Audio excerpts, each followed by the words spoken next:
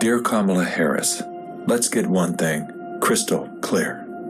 The vast majority of American men have no issue with electing a female president. Our issue lies solely with you. You were second in charge of California for 13 years. As California's Attorney General, Harris promoted enforcement of a law that allowed prosecutors to seek jail time for parents of truant kids. As a prosecutor and law enforcement, I have a huge stick. So I decided I was going to start prosecuting parents for truancy. I thought that was crazy. I was like, how can you lock parents up? If you don't go to school, Kamala's going to put you and me in jail. Yes, we achieved intended effect.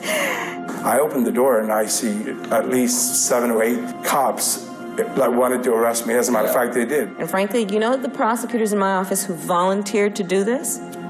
My homicide prosecutors, my gang prosecutors. And they went over there and I said, when you go over there, look really mean. She had me arrested and prosecuted because my handicapped daughter was sick in the hospital and had missed some days of school. I learned that with the swipe of my pen, I could charge someone with the lowest level offense. That person could be arrested. They could lose time from work and their family maybe lose their job. They'd have to come out of their own pocket to help hire a lawyer. They'd lose standing in their community. I lost my job and couldn't pay rent, and we got evicted.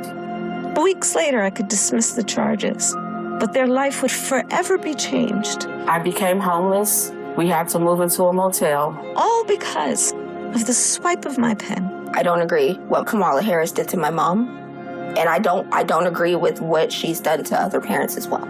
You were second in charge of the United States for 4 years.